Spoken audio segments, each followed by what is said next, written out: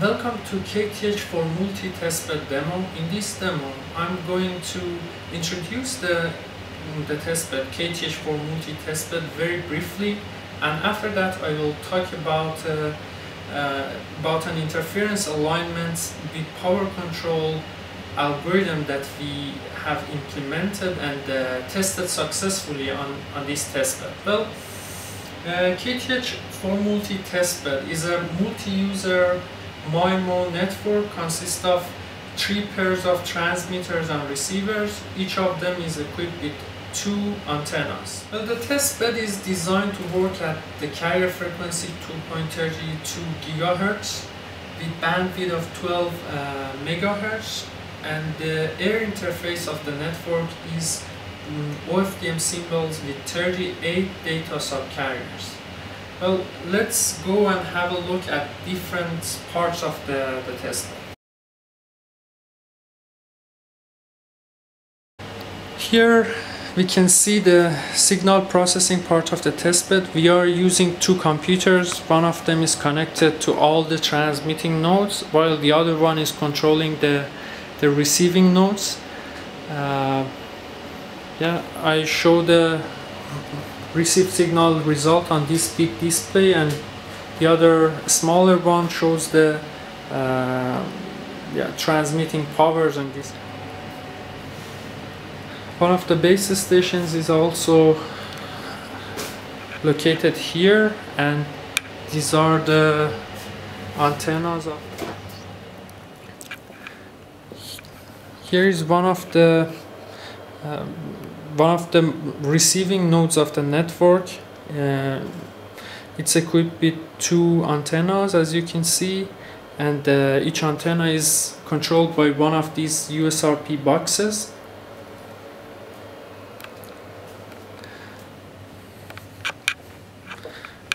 We have also the transmitting nodes or the base stations of the network. These are also equipped with 2 dipole antennas. Here again we have 2 USRPs which are controlling the antennas connected to them.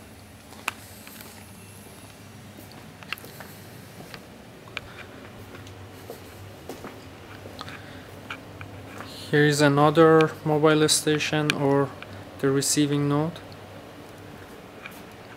Another base station, and here is the last mobile station.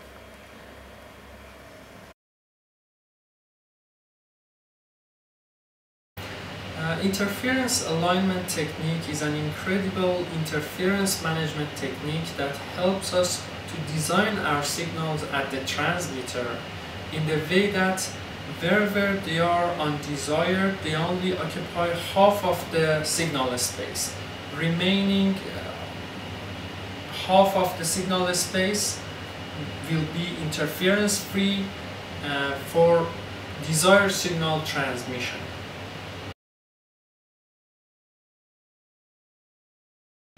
Interference alignment technique is designed mathematically based on lots of ideality assumption. For example, in this technique, it is assumed that the channels are linear and reciprocal, and the CSI should be known perfectly at the receiver and the transmitters.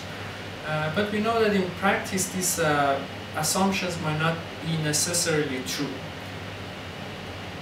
If each of these assumptions are violated, then the interference signals cannot be aligned 100% perfectly at the receiver. So part of the interference will leak to the desired signal subspace. Here we have implemented interference alignment with power control to manage these residual interferences which leak from the interference subspace to the desired signal subspace. Implementing this power control on top of the interference alignment will also help us to keep the received SINR at different user at a certain level. which is very useful in the applications that need a certain level of quality of service to be guaranteed at their receivers. There are 3 independent streams in the network transmitted independently by the base station. In each stream, almost every 1 minute, 7 frames are transmitted based on interference alignment scheme, and 7 other frames are also transmitted subsequently based on interference alignment with power control algorithm. During the transmission and reception of the frames, channels remain constant since nobody is walking in the corridor, and the channels are completely constant. Here, what we have in the figure are the received the signer at 3 different users or 3 different mobile stations. In each figure, we have the received SINR for 1 user for 2 different schemes. The solid line shows the interference alignment with power control scheme, and the dotted line is showing the interference alignment without power control. As you can see here, the scheme with power control tries to keep the received SINR at a certain threshold, which is 18 dB in our case. Here, for the first and second users, as you can see, the transmit power should reduce to end up at 18 dB SINR, while for the third user we have to increase the transmit power to end up at the 18 dB SINR value. At the left hand side of the display, you can also see the histogram of the received SINR for 3 users, measured for almost 1 hour.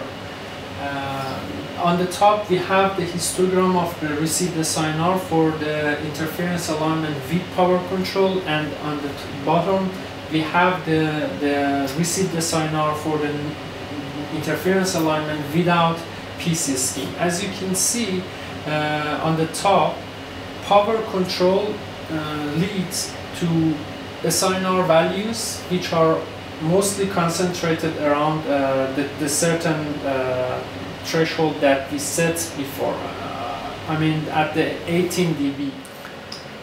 Here what you can see is the transmit power gain which is obtained in the interference alignment with power control algorithm. The power gain is actually calculated by dividing the transmitted power in the no PC case by the transmit power in the PC case. As you can see here, for two of the 3 users, the transmit power gain is positive in all different 38 subcarriers, which means that we are transmitting with lower power in compare with the interference alignment scheme without power control. But in the third transmitter, the third or the green user, in some subcarriers, due to the poor channels or probably more interferences at that subcarriers, we need to transmit with higher powers. That's why the gain is negative in that powers. The symbols that are transmitted in each subcarriers are 256 QAM and channel coded with rate 5/8. So it's like we are transmitting 5 bits per channel use in each subcarrier. Modulation and coding scheme is and the transmit powers are set in the way that the bit error rate at the receivers are in average around 10%.